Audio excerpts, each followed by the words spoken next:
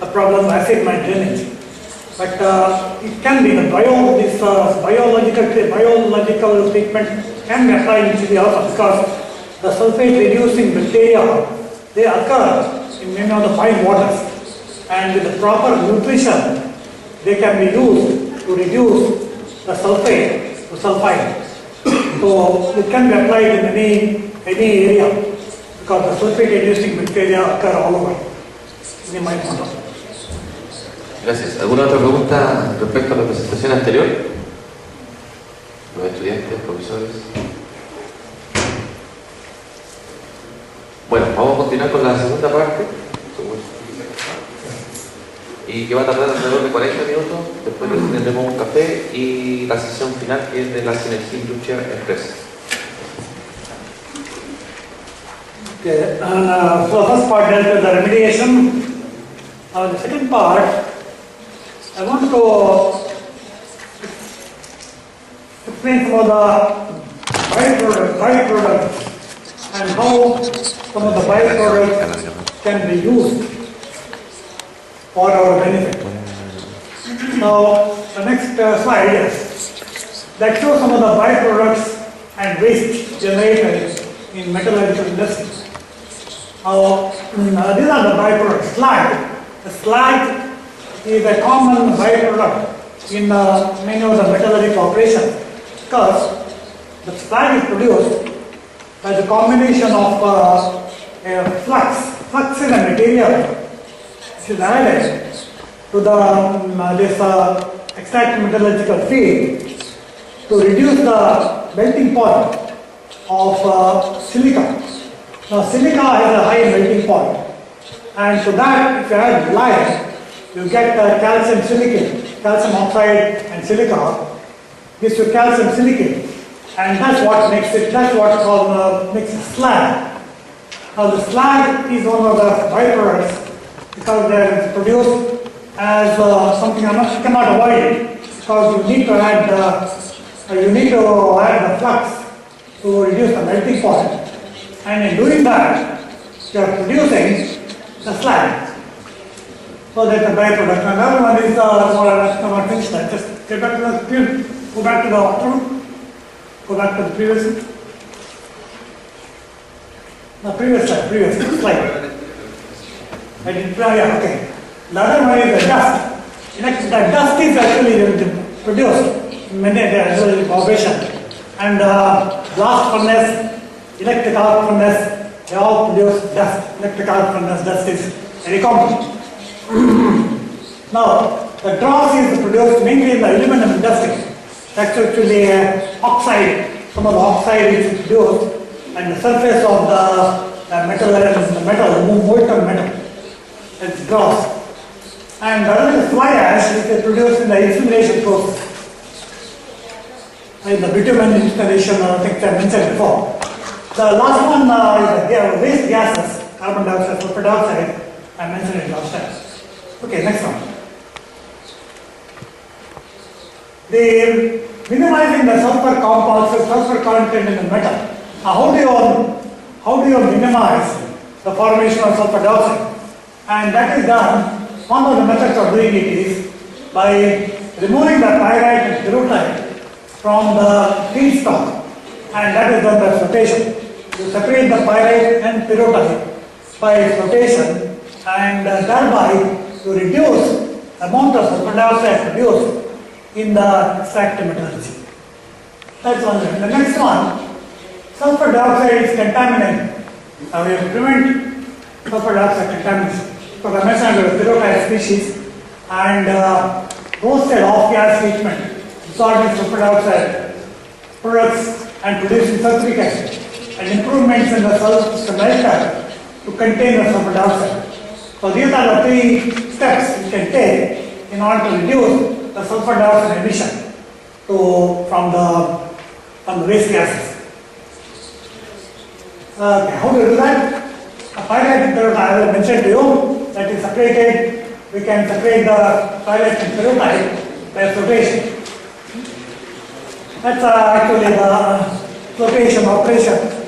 Sulfur dioxide, you treat the sulfur dioxide as a depressant and add to that this diethylethionine and a depressant to separate the peroxide, and you get a pentanate concentrate which is largely free of peroxide, and you reduce the sulfur dioxide produced in the extract operation. And the next one, yeah. Now this is a way of heating the sulfur dioxide. Sulfur dioxide in the flue gas desulfurization process, FED, flue gas, the gas that's emitted as in the flue gas, and that is contained, that is actually treated by the lime. By treatment with the lime, you neutralize the sulfur dioxide by calcium sulfide, and the calcium sulfide can be recovered and converted to calcium sulfate. That's the flow sheet for the treatment of the flue gas. So the sulfur dioxide is actually emitted, is actually treated by lime to produce, so that it does not get into the atmosphere. So that's the reaction taking place in the flue gas desulfurization. Sulfur dioxide with calcium sulfate, and with the oxygen we form calcium sulfate, which has got some useful value. Gypsum, calcium sulfate, is produced by this process. So it can be used as a byproduct for you have got some industrial applications, gypsum, and the backfill operation, etc. Next one. Okay, this is a new technology which is now being developed in Canada. Now that the sulfur dioxide is made to react with the carbon which is produced in the coke from the oil of the oil sands. Oil sands, I mentioned oil sands later. Coke is actually carbon, and the carbon is the oxygen water from carbon monoxide, and the carbon monoxide reacts with sulfur dioxide, forming carbon dioxide and sulfur. And elemental sulfur is the final product, and the sulfur can be recovered, can be used. And only one question that somebody can ask here is that what you get here is carbon dioxide is the final product, and somebody may ask carbon dioxide means you are producing carbon dioxide in the atmosphere. So actually you are exchanging sulfur dioxide for carbon dioxide, which is not entirely ideal, but it's actually producing gas which is much less toxic than sulfur dioxide. So it's a good process. The other byproducts are slags, dust, and fly ash. So the slag consists mainly of silicates. As I mentioned, calcium oxide is used as a flux to treat the silica. Calcium oxide and silica forms calcium silicate. So the slag, the chemistry of the slag has been analyzed in detail, and one of the principal compounds is calcium silicate. So it is necessary to know the chemical and mineralogical composition, and then we can actually think of using the slag for any industrial purpose, some industrial purpose. So some of the slags can also be used, some of the slags contain some valuable metals, and they can be processed to recover those metals. And the fly ash, that also contains some useful metals. It can be recovered. Okay. Now metal recovery from fly ash is done by leaching in different steps. First step is leaching in alkali to leach out some of the alumina and other which dissolve in the soda alkali, and then you separate the solid undissolved fly ash and treat with the acid in a different concentration in order to selectively leach the different metals. And then you get a residue which is free of these toxic metals, which is mainly containing the silicon. Okay, that's the reaction. And then, now this is the method for jarosite process. Now jarosite is a compound that is produced in the treatment of zinc.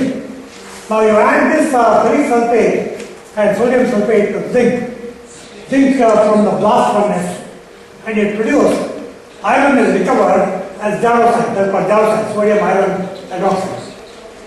And that jarosite is a compound which is one of the industrial byproducts, or you can say industrial waste. Now what do you do with that? Next one. Next slide.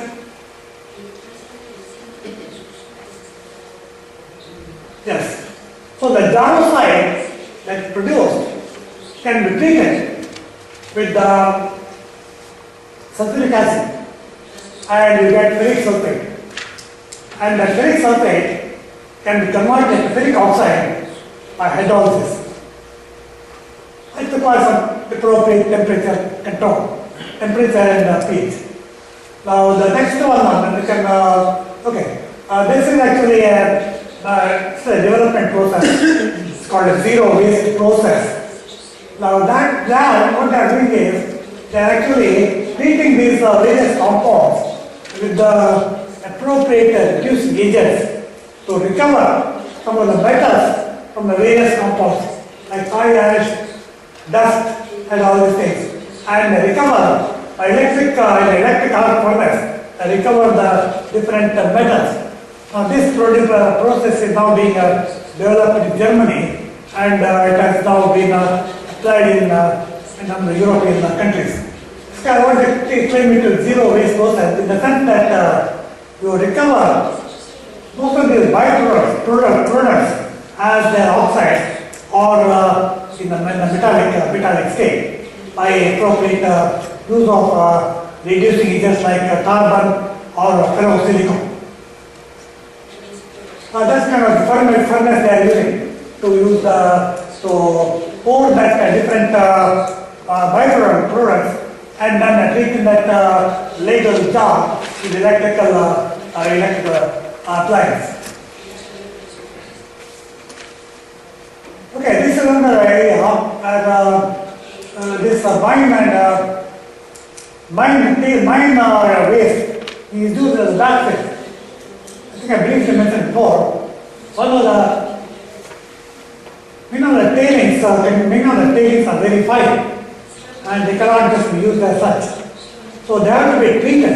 They have to be treated with appropriately to make them milk trainings are not suitable. So they have to make sufficiently coarse to be used as practice, and that is done by the next one. Next one. So this is done by how to make this to make them an aggregate, and that is done by this process called cold boiled tailings agglomeration, and that is done by this mixing this fine tailings with fly ash and gypsum, and then cooking it at this temperature and these conditions. And they also use some kind of a surfactant in order to bind the materials together.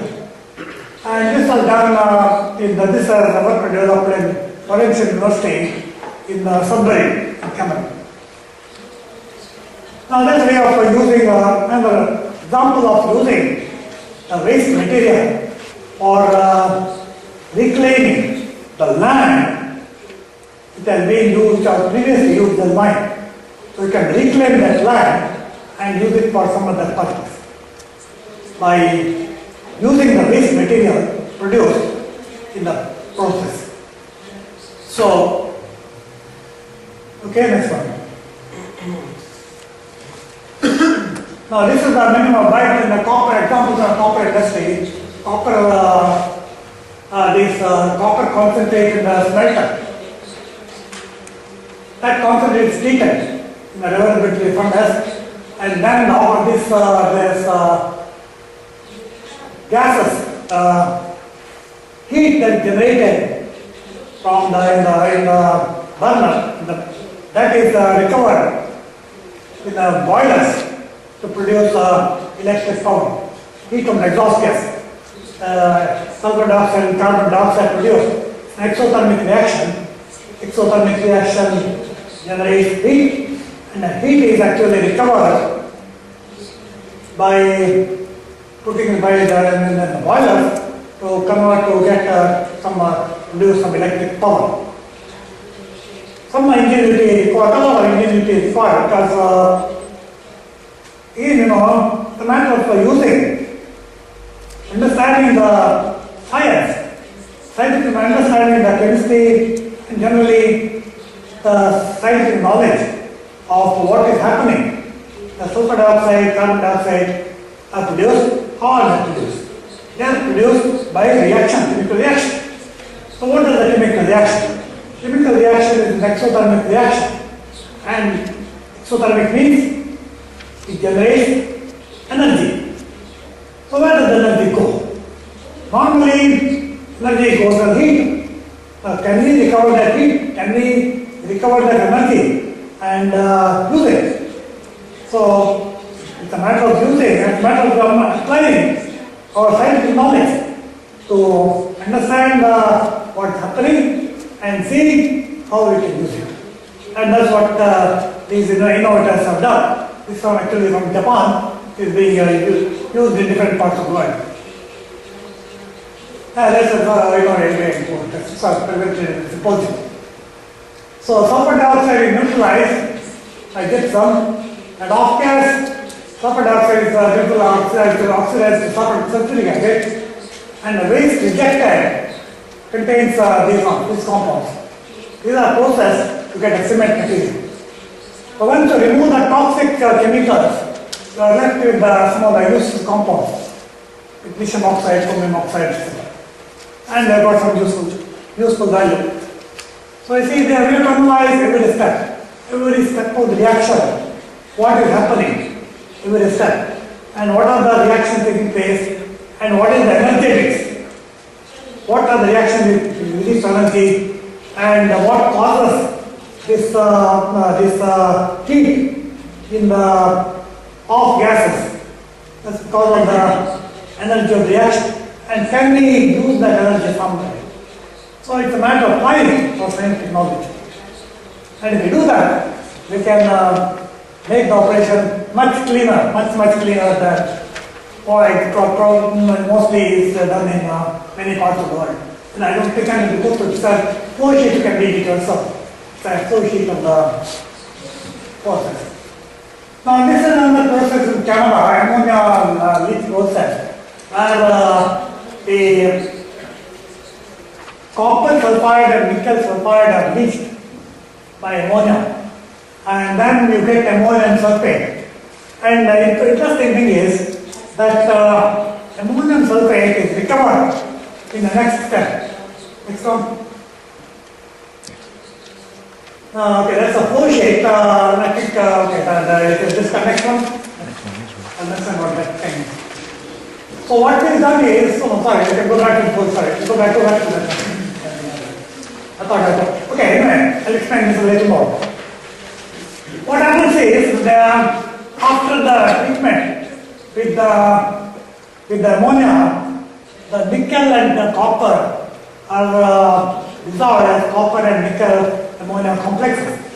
And then you recover the copper first as copper sulfide, hydrogen sulfide, and nickel is reduced as a nickel metal, nickel hydrogen gas.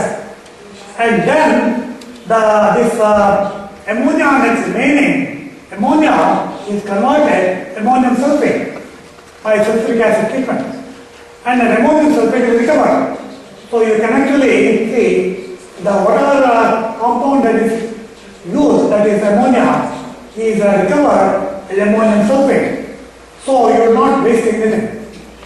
You are using ammonia to leach the sulfide, and then you recover the metals, and then you recover the ammonia as ammonium sulfate. So that way you make the process much clearer. Otherwise, if you don't recover ammonia, it will just be wasted. So minimizing the waste, making the production much cleaner. You get a cleaner product, both this copper and nickel, and also a byproduct, ammonium sulfate, which has got value as a fertilizer. Now this is some of the examples from the rare discovery of the rare metals from this optical glass using this treatment of this hydroxide, and then recovering the different rare earths by solvent extraction with this compound called the Te2EHPA. It is shown in the next one. Next one? Yeah. That's the compound, structure of the compound. Now that compound is very useful because it's a solvent extraction, it's a solvent which extracts the metals, and the extraction of the various metals is governed by the pH of the solution. So you can actually selectively separate the different metals by this extractor. That you don't need that one, you can skip it out. You can say different flow sheet for that process.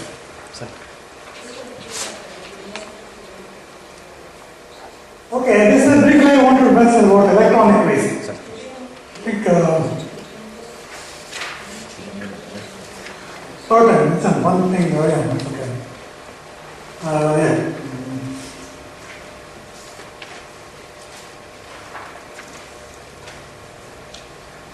Okay, electronic waste, here again you see the electronic scrap is very common these days, especially with the use of computers and cell phones, and of course the television which has been used is very used for many years. All these things lead to electronic waste, and we have the problem of dealing with the very toxic chemicals which are all part of this electronic assembly. Electronics assembly making cell phones and these computers. And these are some of the components of electronic scrap. As you can see, the toxic metals like copper and nickel and contains a lot of precious metals, gold and silver, platinum, palladium, all this. So you can see, there is a lot of room here to make it a clean operation in the sense by recovering minerals metal. Because if you don't do that, what happens? All this goes to landfill, and there it remains, and it gradually pollutes the environment, which is going to do a lot of damage. So that's why we need to recover. So these are the major components on the thing here. These are the kind of elements that are present here. The components and the different components and the different elements of the different components of the electronic scrap. What do you do that? Next one. Precious metal recovery. We can recover, there are different ways of recovering precious metals. So this one here, this electrical components here, see, called WEEE. First you have to process it mechanically. Mechanically processing and then physical processing to recover the magnetic components and non-magnetic components. And then you have to recover the metals by selective leaching. And that is done by different methods of doing it. One way is by destroying the chlorine. Chlorine is a very powerful oxidant, and that dissolved leaches many of the metals. And that's metal recovery by, again, there's a reaction there. Chlorine produced is used as in a reactor, and you get this metal as metal chloride. Next one. And then to recover the metal, that is done by the electrolysis.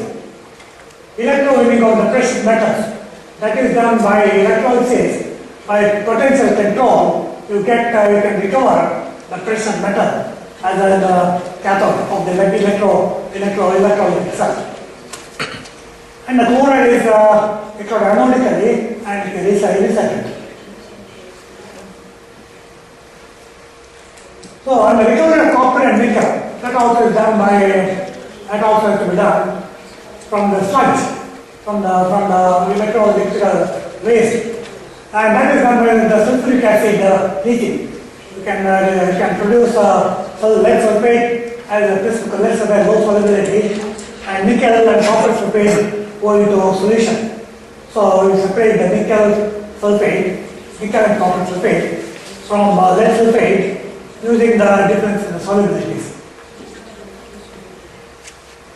So recovery of copper by electrical waste from the electronic waste, that is again done by electrolysis, by electrolytic, controlling the potential.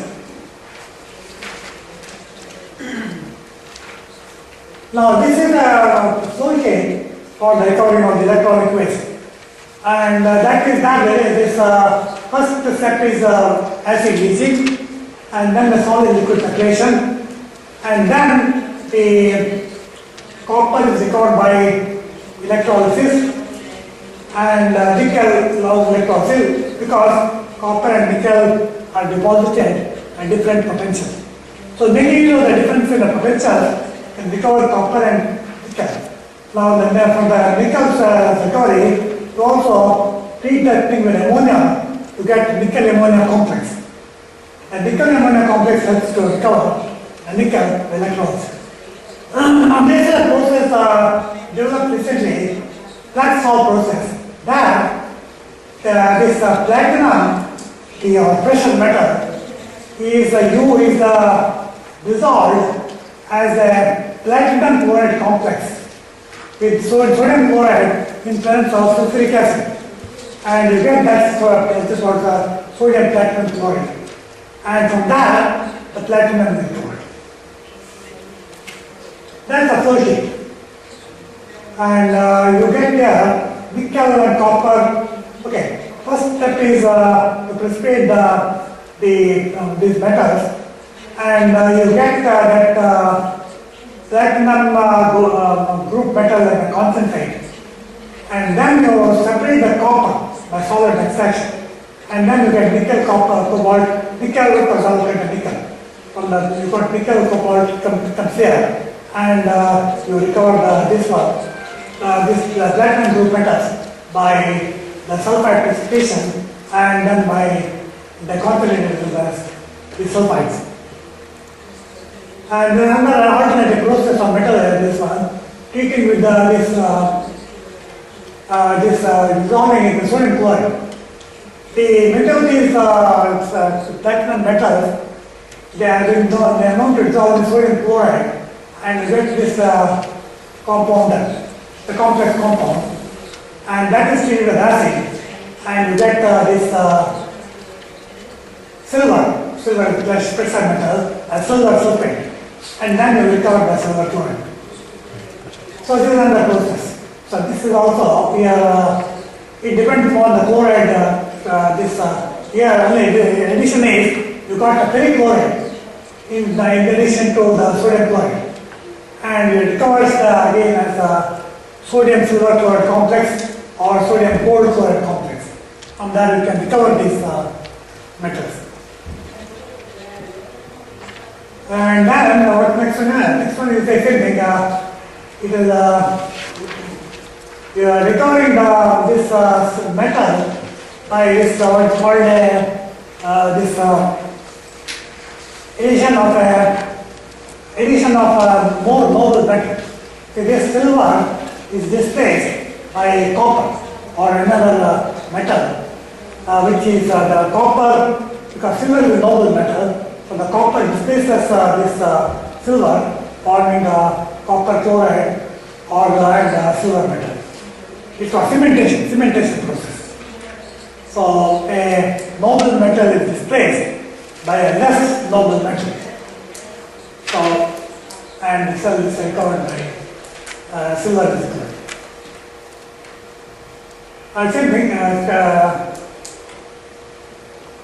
copper they reach following these similar reactions and form compounds of the metal chloride. And metal chlorides are compounds are recovered by cementation. You get these copper and silver form copper-silver complexes, and the copper-silver complexes and this silver complex, silver or gold complexes. To that you add copper or another iron, copper or iron, and you displace the copper displaces the silver, and you recover the silver. Okay, then this one is silver from low grade material. Basically the same principle. Here the silver chloride is treated with ammonia, forming the silver ammonium complex. Silver ammonium complex. And then the silver ammonium complex is treated to recover the silver. Okay, next one, recovery of silver from the low grade material. So it's basically some details of that. It's treated. So first you recover separate the lead. Because the lead contains an impurity, it is first step to be separated, and then you treat the silver in ammonium hydroxide. So you get silver ammonium hydroxide, and then next one. Okay, that silver ammonia, silver chloride is treated with you get hydrochloric acid. You get silver chloride, and you get this ammonia is recovered. You are treating that silver chloride complex with ammonia, silver chloride complex. You treat with hydrochloric acid, you get silver chloride, and ammonia is recovered as ammonium chloride. So you get silver chloride, and the silver chloride is a silver simple compound, and that can be recovered by reduction of silver chloride to elemental silver. And this one here, so basically the same thing. Silver chloride, you can say silver chloride recovered as silver oxide, and silver oxide is recovered. Here, silver oxide is recovered by organic compound, by carbohydrates, glucose, and you get carbon dioxide sugar. So basically, the step is silver ammonia compound. Silver ammonia compound is treated with HCl. You get silver chloride, and silver chloride is reduced to silver by one of these processes. And that is precious metal from the electron computer stack. Yes. Example of computer stack, that's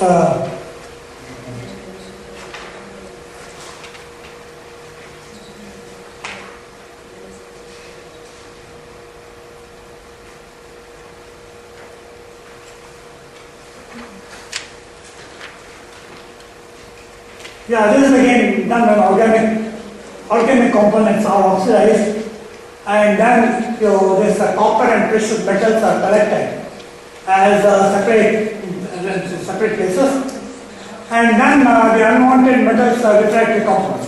They form a slag, and the slag remains in the metal phase of the furnace. So you separate the slag and you from this metal fraction. So, and this is done in this furnace, for austenite furnace. It was first developed in Australia. And the concept here is they treat this one to control the oxidation concentration in order to oxidize the metals, and then recover the precious metals as these particular compounds. Either free metals or the other metals are already toxic. So that's basically the furnace, the design of the furnace, which is used for this recovery. So the compound, the precious metals are in the component are selectively oxidized. oxidizing the copper. Copper is slightly oxidized, and then the precious metals content has a sufficiently high level. The metal is tapped in the furnace. So you got precious metals along with copper. The copper or some other thing, it will also be other base metals like lead or copper, lead. So that is oxidized, and the precious metal remains as metal. And when all the metals are oxidized, the base metals are oxidized, the precious metal is tapped. So you separate the precious metal from the base metal. So basically, let's see here. Next one. So that this percent of separation of the different metals in the furnace. So slag contains so much of copper, only about 0.5% of gold, and most of the precious metals are presented in the free metal, and this fume at the energy comes in the fume. So most of the precious metals are recovered in free metals. So that's the composition of the slag that is produced. It contains this silica and sodium oxide, and this is the physical nature of the slag.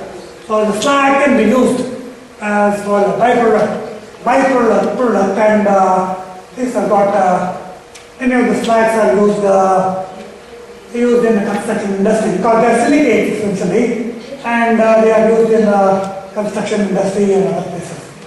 Road construction and building construction, I got some practices. Okay, next one. And basically, fume area. The fume that is produced that contains some of these other things, and that fume is actually also treated in the second furnace. So, because you don't want to discharge the fume, so that's treated in the second augmented furnace. Okay, so that's just a concluding statement. It's so mineral and metallurgical addition.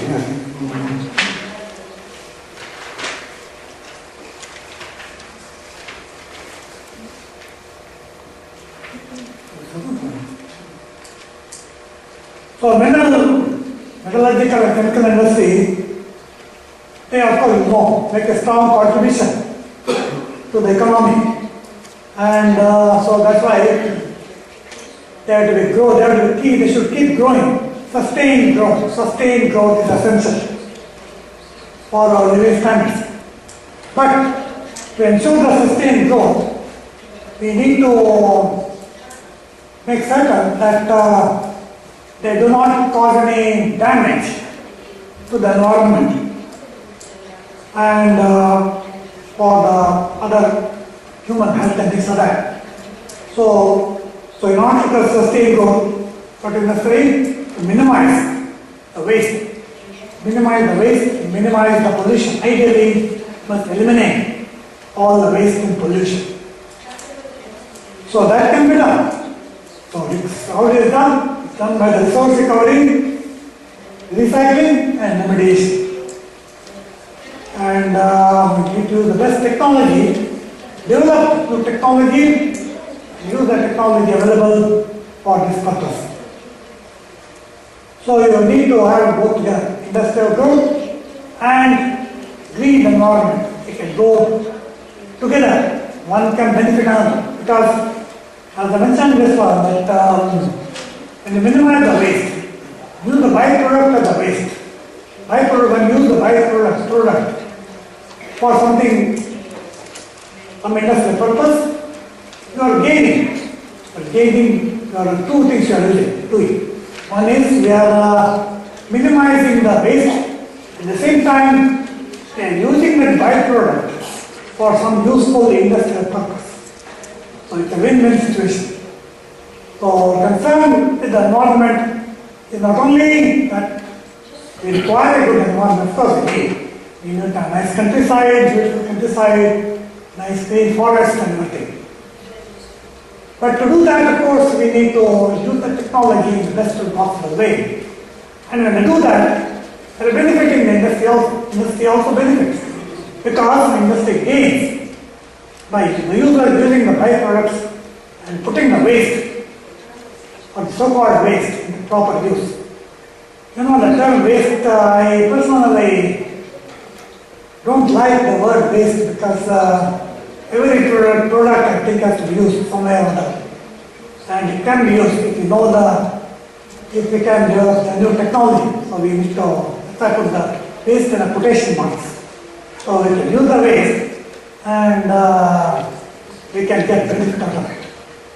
So that's what we need to do. So the last one that I got the form of equation, yeah, as usual, you know, we can, chemical engineers are fond of expressing everything in equations. Not the equation gives a very quantitative account, you may express in terms of mathematical quantities, but it certainly tells you that when you minimize the waste, you get clean production and clean environment. That equals sustainable development and of course health and all the green environment, greenery that you want to see. To enjoy a healthy and happy life. Okay, thank you very much, Rob. Un aplauso para el profesor Rob.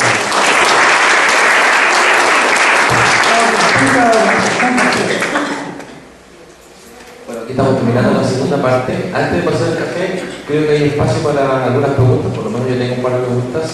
Los estudiantes, los profesores, los invitados de la industria, si tienen alguna pregunta en particular, algo específico a su desempeño. Está muy tímido, parece. Bueno, yo tengo una pregunta. Most of the things that you have shown appear to be well studied and probably they have patents already. Yes, many of them have been published and of course more of patents, but we can really adopt them to the particular local situation. In your experience or in your opinion, what are the challenges for the new engineers and the professors? New challenges are in terms of recovery, or in terms of the new, as we call it, the new mining, exploiting wastes into useful things. Yes, the challenge is to understand what that waste is. As I mentioned before, it requires understanding of the chemistry of the waste. What is it? First of all, what is it? What is the composition? Not just throw it out, but find out what it is. And what can be used, can be used for something, or can it be converted to something. Either you can use it straight away, if possible. For example, some of the metallurgical slag can be used directly as a construction material because the composition of that slag is favorable to be used as a construction product. But in some cases, you cannot use it directly. You need to treat it and convert it into a compound which is useful, which can be useful for industrial purpose. So what can be done? You know the composition of the material. Can it be converted to something else, something which can be industrially used? So that's what we need to really research on and develop the product and develop the use of the byproducts. So it has to be done, every case has to be studied, analyzed, and then you have to do some work on that, naturally, and connect it to the industry where it has a potentially useful. Muchas gracias. Thank you very much. Bueno, como pueden ver, en la siguiente conferencia vamos a tocar el tema cómo podemos resolver esto. O sea, la industria tiene problemas, hay potenciales nuevos negocios o cómo recuperar material y la pregunta es cómo resolver esto. Entonces, por eso en la tercera conferencia se acaba lo técnico, está un poco más orientada a la sinergia entre la universidad y la empresa. En su línea, la experiencia que ocurre en Canadá. En Canadá, digamos, la industria está 100% participando con la universidad. Aquí está partiendo en Canadá, nosotros podemos decir que en ingeniería química este último tiempo hemos sido afortunados y tenemos proyectos Innova, Golfo, el proyecto de transferencia de tecnología.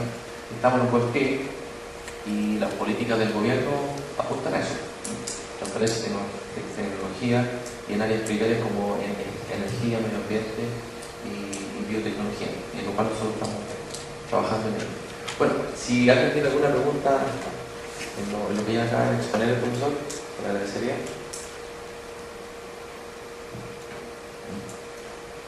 Un poco tímida la gente. Bueno, entonces los invito al segundo café que tienen preparado nuestros estudiantes por ustedes. Lo vamos a hacer en 15 minutos y después retornamos con el último tema, que es universidad, empresa, sinergia.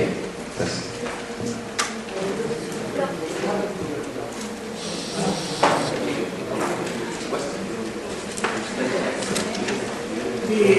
The next session where you talk of the engineers next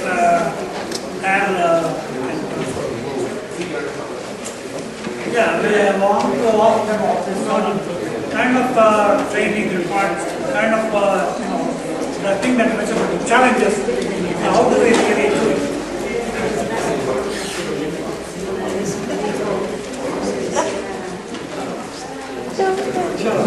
¿Cuál es la otra presentación?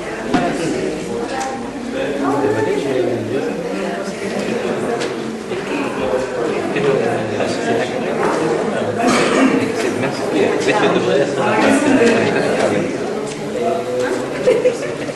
porque el presidente acá, que un buen ingeniero está preparado. Me cambia, entonces por ello no transferencia. ¿Profe? ¿Cachai? Ya tengo que ver, tienes que mentalizar ya. ¿Qué tengo que cambiar? Ese cable. No sé, no, es diferente. Ah, vale. Pero no había. Pero bueno, no, asume que ya se cayó todo. De hecho, lo que hizo. Me desmayé, arranco. Justamente para puras contingencias. Los ingenieros procesos puras cuando hay cagadas tienen que resolver ya por lo ¿Y no está impreso así? ¿En español? Bocazo nada más.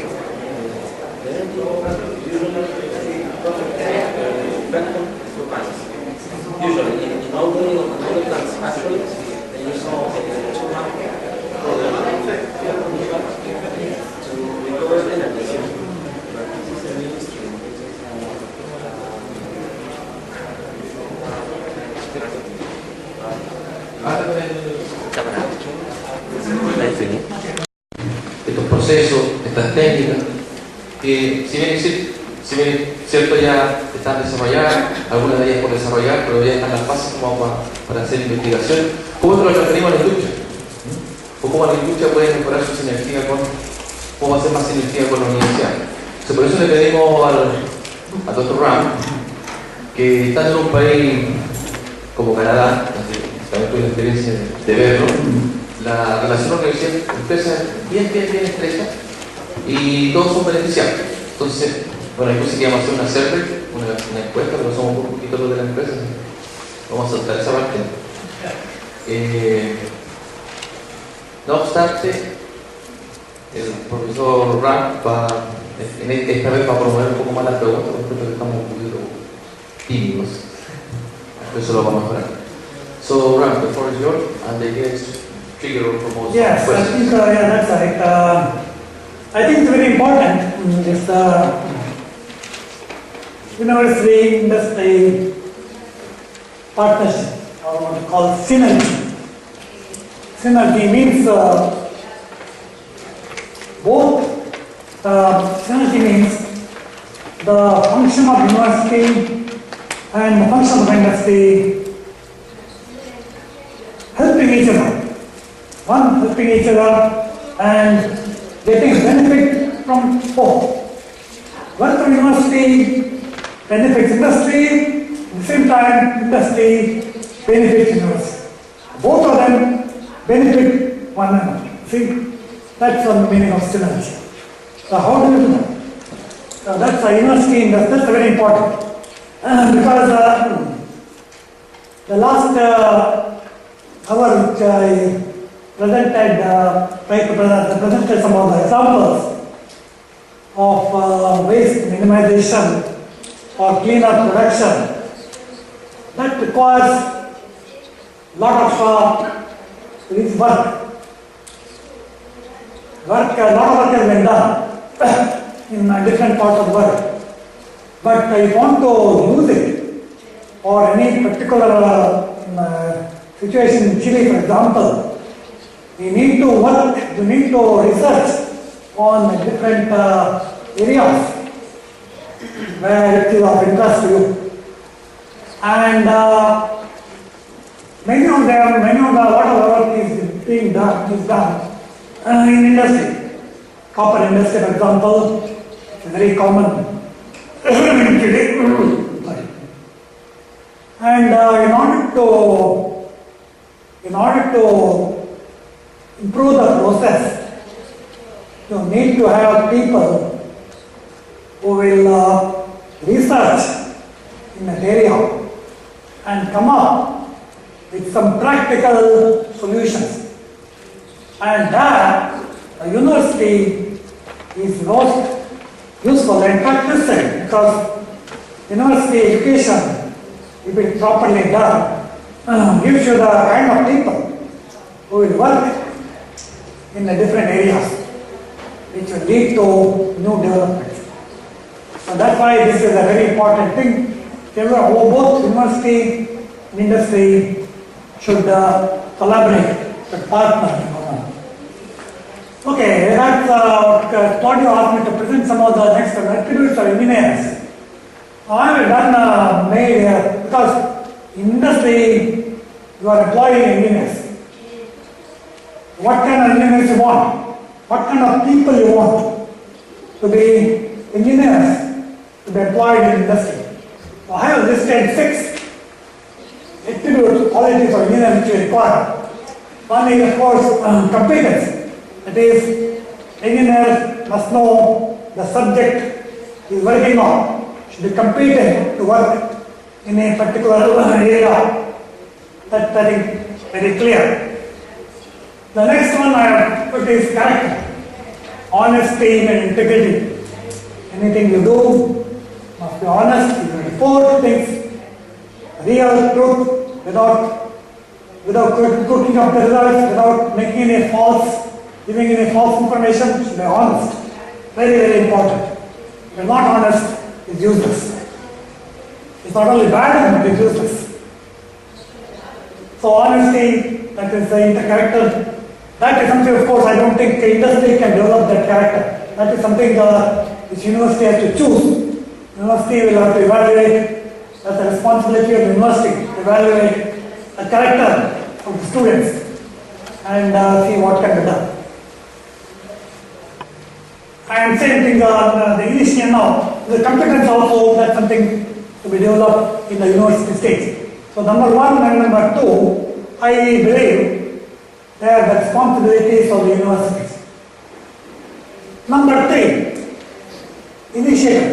Initiative is largely, to some extent, it is the students' own. The students, because it's some way related to the students' character also. Initiative means students, the engineer must take initiative to do something new or try to improve a process. So you have to use the brain, think about it, and initiate some action. It could be some improvement. Of course, to do that, you need to collaborate with his co-workers and of course the managers. So, but initiative is very useful. At least to suggest, or you can suggest some new ideas. Some ideas will come out. You may not immediately work on it, but discuss those ideas with the co-workers managers, how we can, is it possible to develop those ideas, work on those ideas, so initiative. Enthusiasm, that I'm very much fond of. I really love to see enthusiastic people. People who love to work, who love their work, and try to do their very best in the work, give their best, and enjoy working. And that is enthusiasm. And especially I like to see students enthusiastic. If I find a student no enthusiasm, I get bored with that person. So I want the people to be enthusiastic. How they can develop the enthusiasm, I don't know. I think to some extent it comes from the background of student or family training or whatever, I don't know. But I know some students are very enthusiastic, and I also know some students are just not enthusiastic at all. They come here, they do some work, they write some papers and go. But they have no interest in talking to other people, they have no interest in discussing, they have no new ideas, so there is no interest. I get bored with some people. They are not all like that. Anyway, so I would like to see enthusiasm as a quality of the engineer. Now the next one is this team spirit.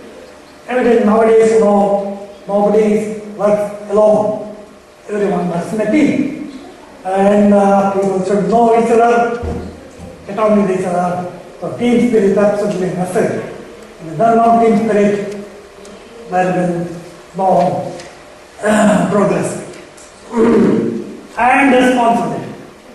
Now the last one is social responsibility. That I think is relatively new one, because I think everyone will talk about it. I'm sorry to say this.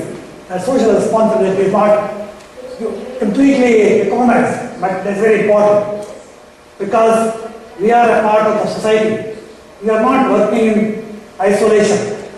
Industry is a part of the community, part of society. So we need to know what is good for the society, and whatever we do, we should not do any harm to the society or human society, community we live in. So we need to be responsible to the community that whatever we do is something that should benefit the community as far as possible. And also at the same time, it's very important, it should not cause any harm in terms of environmental pollution, human health, and that sort of thing. So that's what I mean by social responsibility. So these are the things I'm saying. Is there anything else you can think of? Let me ask you. These are the 6 attributes of Sajja or mentioned here, what comes to me. But is there anything else? I'm going to know. Anything else? It's a mess. Anybody? Participación. Or is it comprehensive? Is it complete? Well, there are others. Yeah, is there anything else? Huh? Other competencies. Yeah, what? There are other competencies like communicational skills. Yes, that I'm going to come next one. Actually, when I say people understand communication skills, that's what we need to. I'll come to that in the next part. Communication skills that develop in and second, that included in the competence, but I will come to that in the next one. Yeah, communication skills will add to that. That's right. Yeah, next one. Okay. Now, university, so we only to understand the function of university. So the training of young men and women, and training includes, that's why I put this, developing some knowledge of the subject, and that's why I put communication skills. So that's a part of the training, university training, which makes the engineer competent. So, engineer's competence includes his knowledge of subject and communication skills, critical thinking, and building team spirit. So, critical thinking means what? It does not mean criticize everything that you come across, not necessarily. Critical thinking means thinking independently and understand and to make certain, make sure that what is written is consistent with the scientific facts, scientific knowledge. And if there is any problem in that, we need to discuss and try to clarify. So that's what I mean critical thinking. Not taking for granted, but to understand, to take it, accept it after understanding it correctly. Okay, now finish that one. Sorry. Team spirit and the communication skills are included there. Now again the communication university. Okay, the last one I said was training of the engineers. Now this one here I am presenting research functions of the university, purpose of the research. Now nowadays it is almost all departments of the special engineering departments and science departments. They do a lot of research. Research is considered a very important component of science and engineering business in universities. So why do we do that? To develop the faculty, keep in touch with the daily developments in their chosen fields of study. That's very important. The faculty members must keep in contact with the developments taking place in their fields. The relative field may be taken in different parts of the world. So people in Chile, universities in Chile should know what is going on in Canada, or what is going on in Europe, or somewhere else. So keep in touch with that. And then to develop the student studies, because that helps also to increase the training program of students to develop their own critical thinking in developing their scientific knowledge and understanding of the subject and understanding of the new developments taking place. Because the students will be going to industry, and to develop industrial advancement, they need to know what is going on in the subject. And then relationship, promote relationships with industry. That's another function of the research. Okay. So the purpose of university, I think people in industry know these things. Develop products and processes. I think that's obvious. That's the business of industry. And to ensure reasonable returns on investments. That's very important. People invest money. Investors and shareholders naturally expect reasonable return. That's also part of the industrial function of industry. And the productive use, the human and natural resources of the places. You need to depend upon the human beings, human resources available, and the human beings who are trained in the industry to use them efficiently. And then ensure that the production process will not cause harm to. That's part of social responsibility. They do not cause harm to human health and environment. That's the function to understand this. Anything else you all mind? Any other functions? I think I might missed industry. Yes. Yes. It's about include. I think maybe a good way. Maybe a good way to develop the skills of the student, include them in project development, in development of any design of a big project of an industry or any new plant, because they can give very good ideas, because the new students are study new ways to create new process or create process with I don't know how you say that. ¿Cómo es?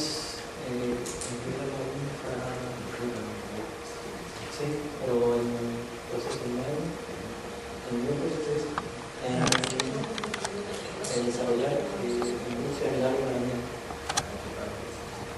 How to include or incorporate students to develop friendly technologies? Yes. Okay. Yeah, that comes in the next part probably. How do the students get integrated with the industry? I will come to that also. So this is okay. We'll go to next.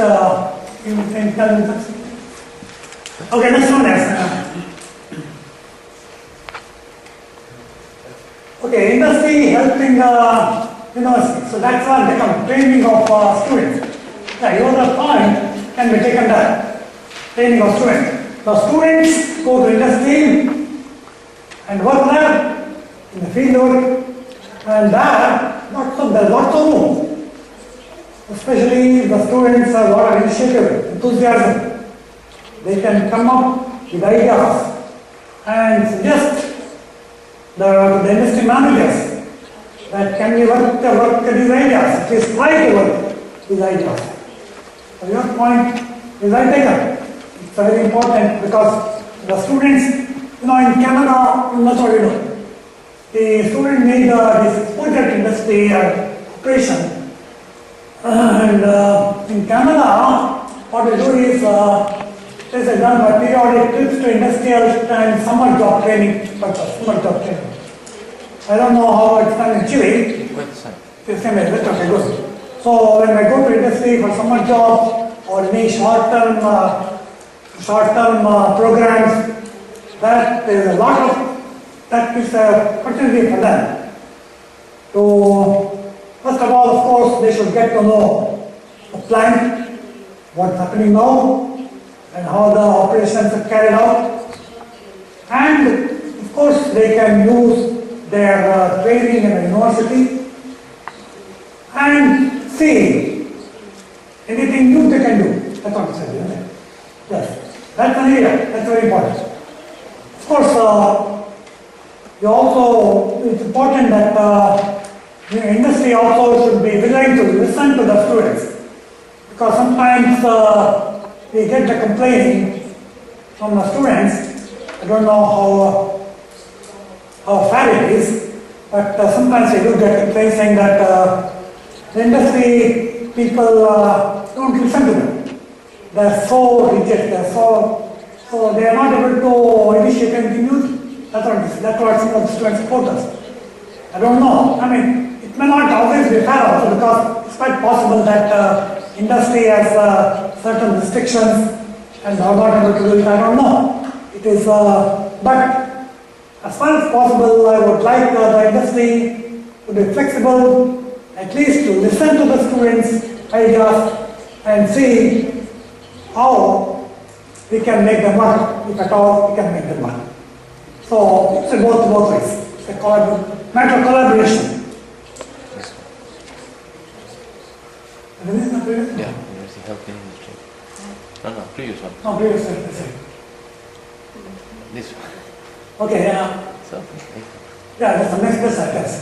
So evaluate to industry, even the faculty understand the different day-to-day operations, because in order to get the maximum benefit from the university faculty, the industry should extend to them the day-to-day operations, and that helps the faculty to explore ideas which can in turn help the industrial operations.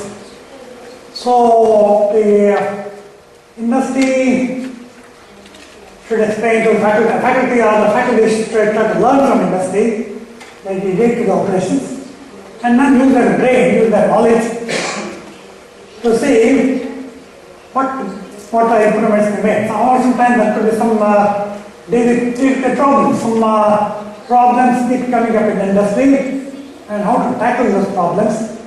That is where university steps in, comes into play to tackle any day-to-day problems in town.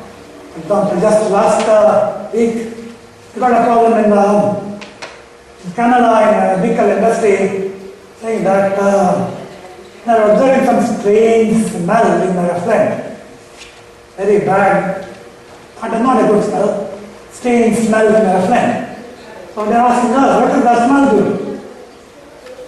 It is because of some reagent used, which has decomposed and caused some compound which is giving rise to this smell. So they come to us. That's fine. They welcome that challenge.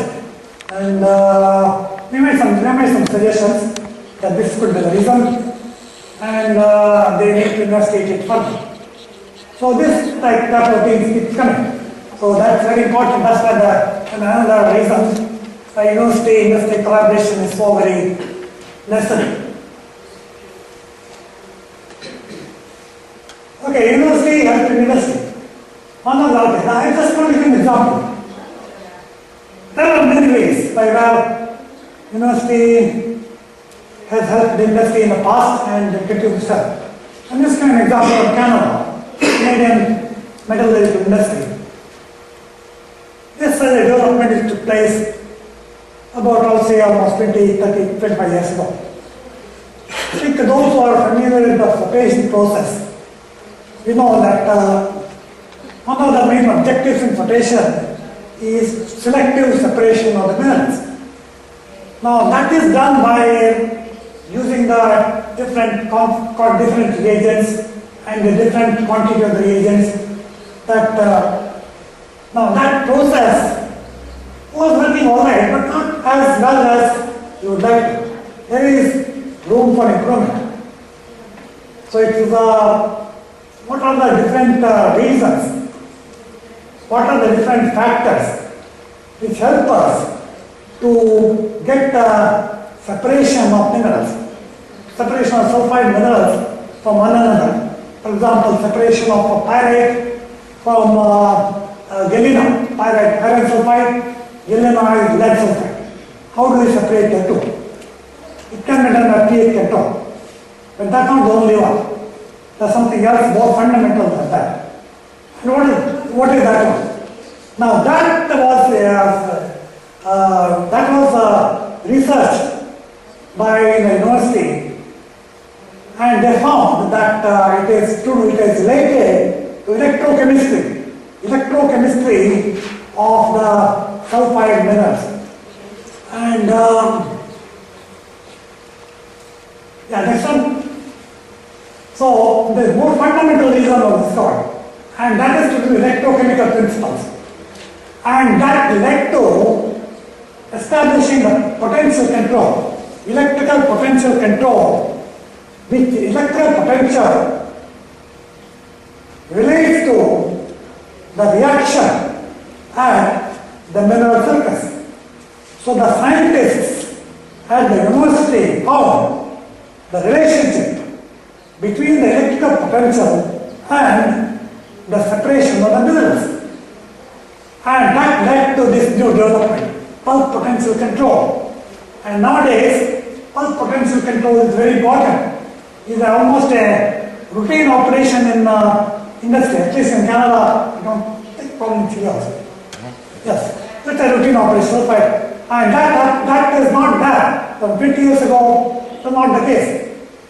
But now because of the work in the universities, we know that pulse potential is a fundamental, very useful property to measure, and it's a controlling parameter which helps us control the process.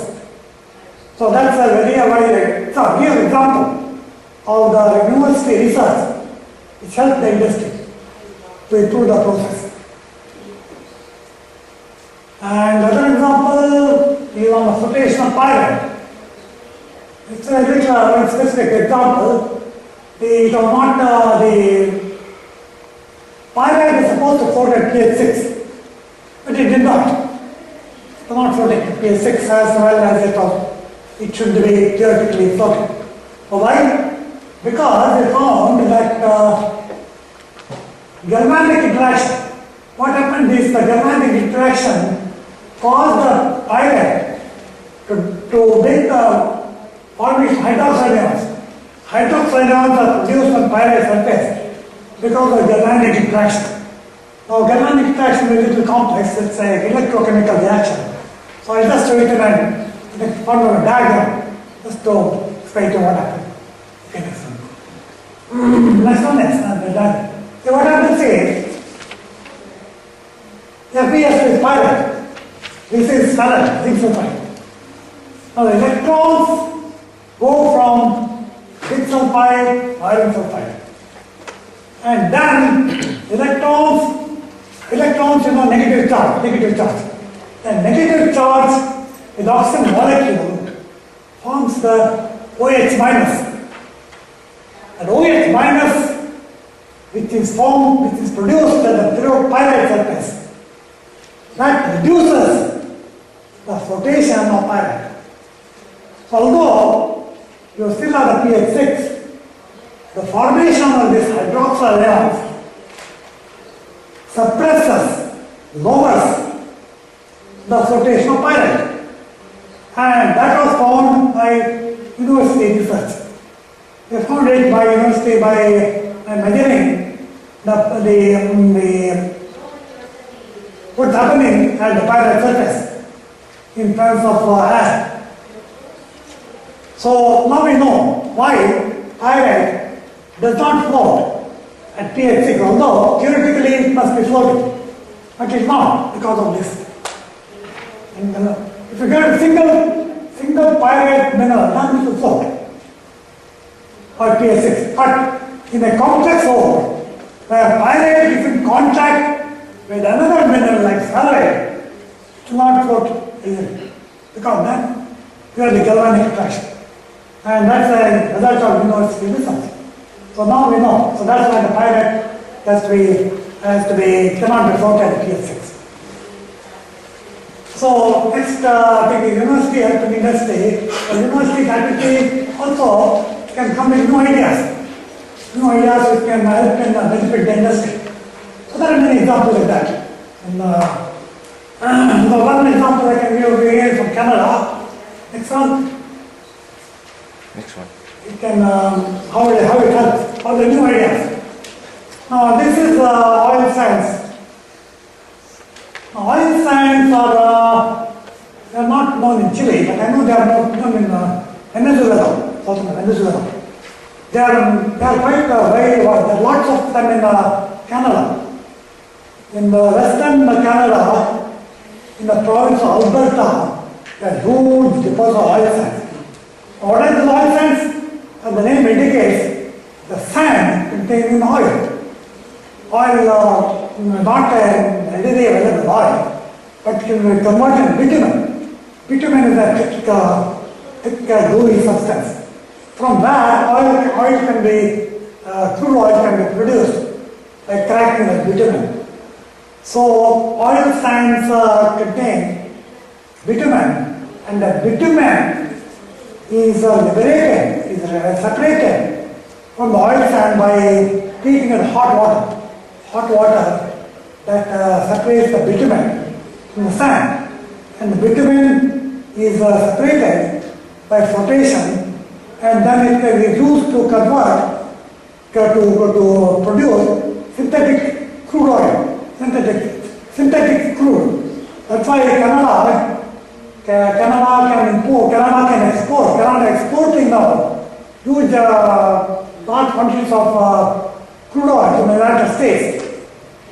But the crude oil is produced oil sands. Now the oil sands, what happens then? You produce the bitumen. Then what happens? You will have the sand. What will you do with the sand? You can of course discard in the tailing ponds, or you can just reject it. You can put it back in the land. But that is not a complete use of the sand. Now, University of Alberta people found, professors found, that contains some minerals, valuable minerals, zirconium, titanium, vanadium, molybdenum, and they developed processes where they can separate these minerals. And that's a wonderful example of a university not only benefiting industry, but also generating, but also helping to develop new industries. You see, you are not only helping the industry to get a good value from the sand, but also has helped in developing new industries. The recovery of the valuable metals, minerals in the sand. So that's a beautiful, wonderful example of the university helping the industry and the community in general. All community benefit because common.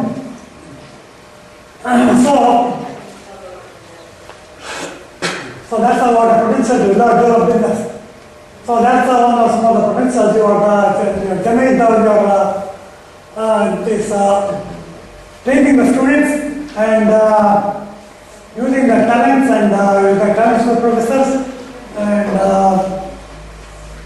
it helps to find out the use of the byproducts taking place, and that can give rise to new business, and the new business will be a spin-off from the existing industry or entirely new business from the byproducts from the industry. So that's the benefit of the university partnership, both of them.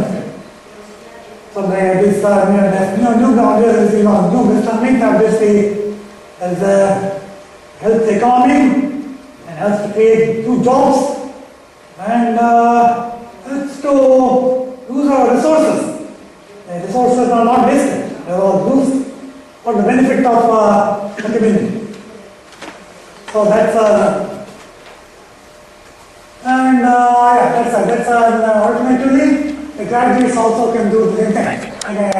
And develop the spin-off the companies, develop spin-off companies, or do business. So the business will try to connect with the local government. Yeah, that's another thing. So the byproducts have to be used. Byproducts have to be used. For that, you need to know where they can use.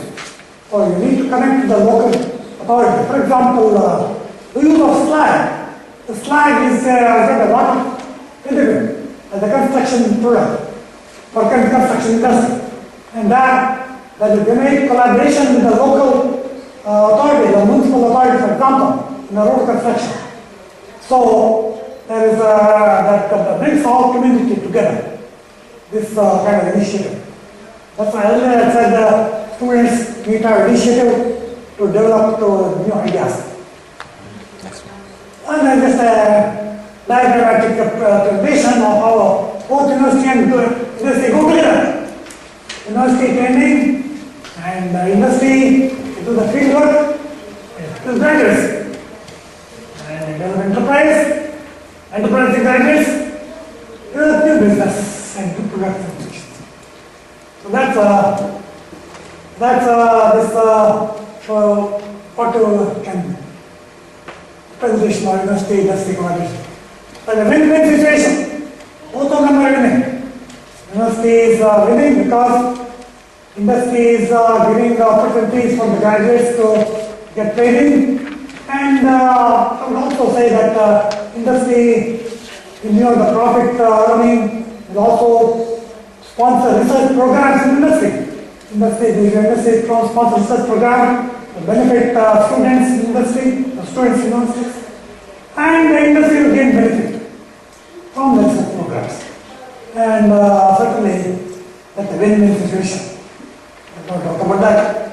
And also benefit the community, economy. So harmonious blended cooperation of all parties.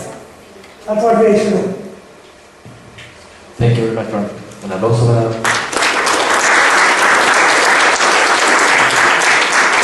Bueno, en esta última sección me gustaría tener alguna consulta a nuestra persona, a los estudiantes, en cuanto a cómo podemos mejorar esta sinergia universidad-empresa.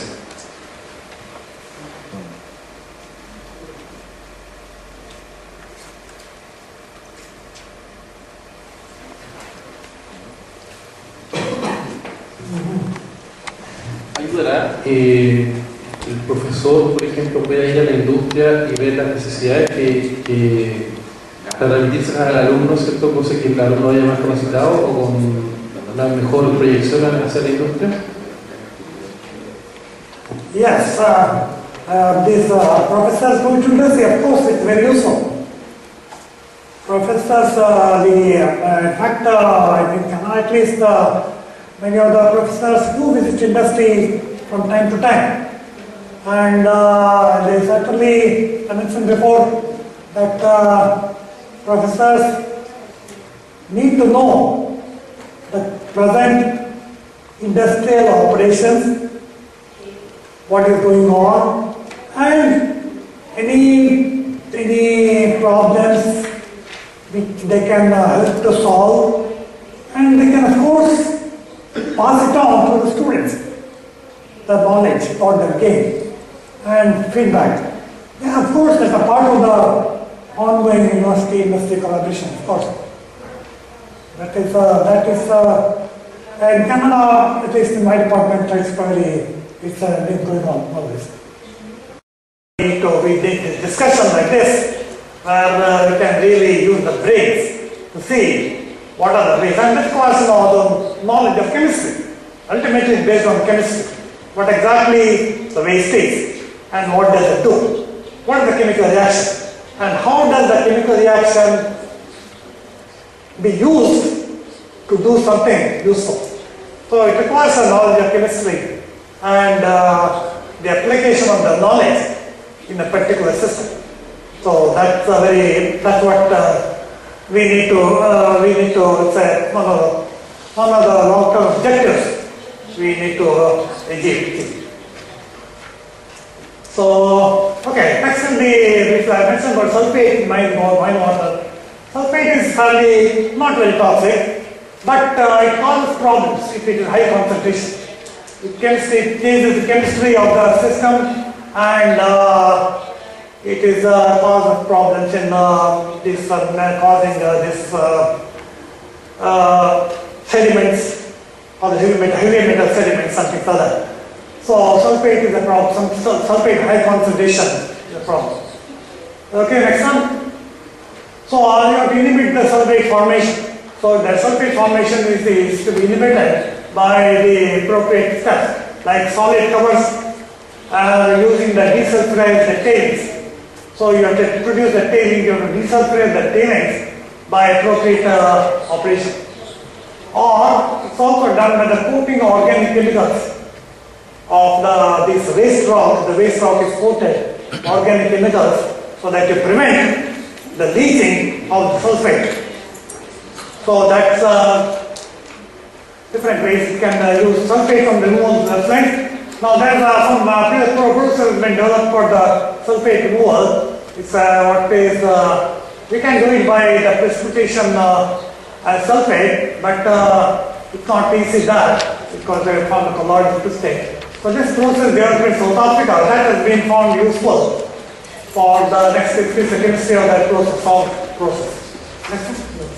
So the basically process depends upon aluminum. Aluminum and lime treated with sulfate gives a compound, what we call this that forms that compound called salmate, and then you get this decomposes to alumina and calcium sulfate. Yeah, the compound called ethylene compound. And that's treated with acid to regenerate the compound, which gives the compound, they treat with acid and you get back that calcium sulfate and alumina. So the advantage there is you produce a fairly crystalline compound of sulfate, calcium sulfate. So now that zero discharge, I mentioned about the water, pollution of water.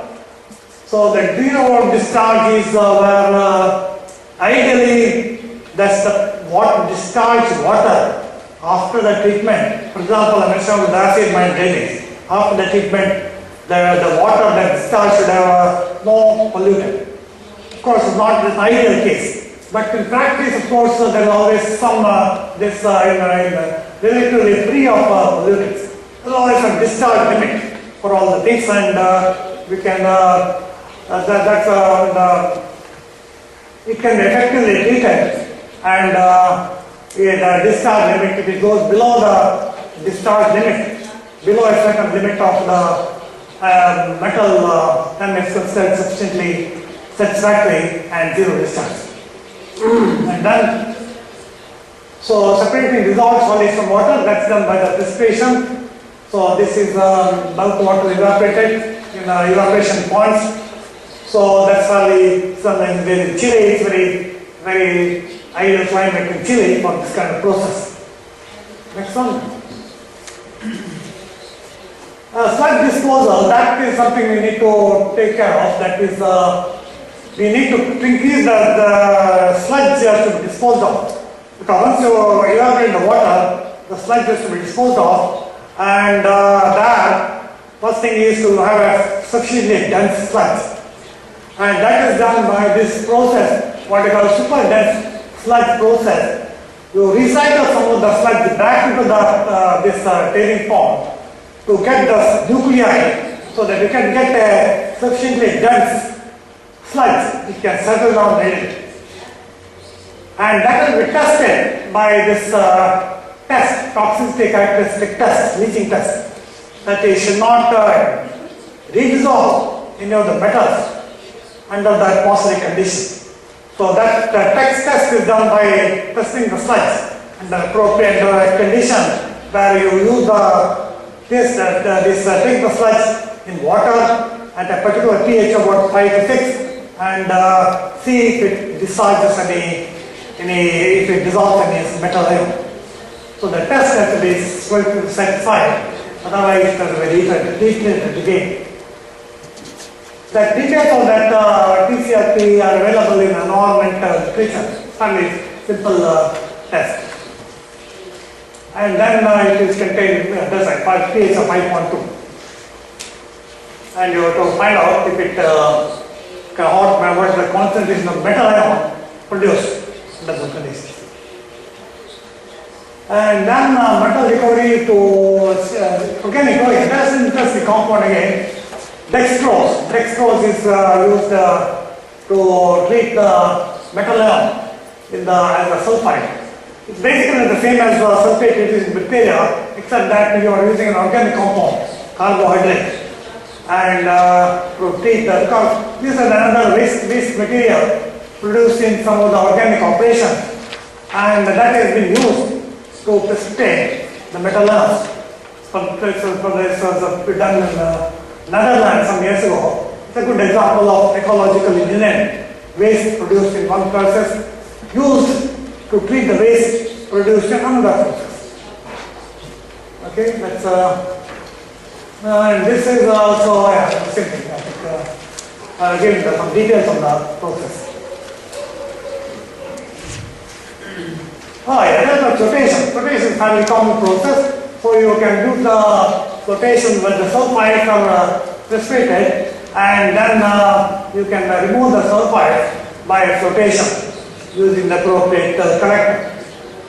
I guess it's a technique to use to separate the solids precipitate produced by sulfides. Okay, that's how it is. And I think that I already mentioned the metal recovery by biosorption, and you have to biosorption done, and then you dissolve the metal by treating with an acid, and you can recover the metal, and the biomass is separated by flotation. So that's you can actually recover the metal. So that's another thing. Clean operation, that is remove the metal, remove the toxic, at the same time there is opportunity for you to increase the metal. It may not be a big amount, but it is could be significant quantity of the metal you can recover by this operation. And wastewater treatment, this of course has been, I don't know if it's used nowadays or not, but it's a bag of this biomass is used to concentrate the wastewater, concentrate the toxic metals in the wastewater, and then you remove that, recover that metal by treatment with the dilute acid. So this was developed in the US Bureau of Mines some years ago, and it was been as for the picture of that, and it worked quite well. Okay, cyanide destruction. This is basically the method used, cyanide, oxidation of cyanide by atmospheric conditions to form the carbonate and ammonia. Cyanide is a toxic chemical, as you know, very, very poisonous. And that's one of the ways by which the cyanide is removed from the water. And next is a method used developed in Canada by a person by Rivero, who is incidentally from Chile, he's from Canada. And here it is actually acidified, volatilized, and neutralized. Acidified to produce the HCl from the cyanide, and then neutralized by lime, and then the volatilized. HN is a volatile compound. It is volatilized into by bubbling that HCl into sodium hydroxide to produce sodium cyanide. So you recover the cyanide, sodium cyanide, it can be recycled. So you remove the cyanide from the wastewater, toxic chemical, and then recover the cyanide so that it can be used again. So that's a very interesting process which is being used in many sulfide plants in Canada. And arsenic is a problem in Nigeria, and this was done in McGill University, precipitating arsenic as chloride, that compound, FeSO. Arsenic 3 is very toxic, and that oxidized arsenic 5, and that arsenic 5 is precipitated as ferric arsenate chloride. So steps are given here, the chemical reactions and all that. And this produces lots of drawbacks if it contains sulfur dioxide from industrial. So still that has to be improved for getting a making a clean operation. These are the reactions. So that's arsenic immobilization, and you get different steps there, and arsenic. You might hear also in Chile, chemical 2 days, last 2 days I was discussing with your professor of hydrometallurgy. There's some work is being done here on arsenic removal. I think you'll learn it from the professor directly. So arsenic is a real problem, and should develop methods to remove the arsenic.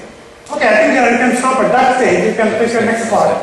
So that's about the remediation. Remediation is where you recover the metal, they remove the metal, at the same time remove the metal, and also some of these toxic compounds like arsenic, cyanide, and even sulfates. Sulfate is not toxic, but it is not good. At the same time, not only you remove them, at the same time try to use them. Use them for industrial purpose. So that's the main thing we need to do. Use the knowledge of chemistry to develop methods where we identify the waste, what is the composition of the waste, and identify the composition of the different compounds we can use to remediate the waste and see what we can do with the compound. So that's the main objective, to use the waste to take the toxic out, at the same time use the product whatever ways we can. Bueno, con esto concluimos la primera parte de la presentación de RAM, de la slide 1 a la 51, y para despertarnos un poquito, los invitamos a un café preparado por los mismos estudiantes del Departamento de Ingeniería Química. Por favor, por la vuelta. Vamos a tener un break de 15 minutos para luego continuar con la segunda parte de la presentación.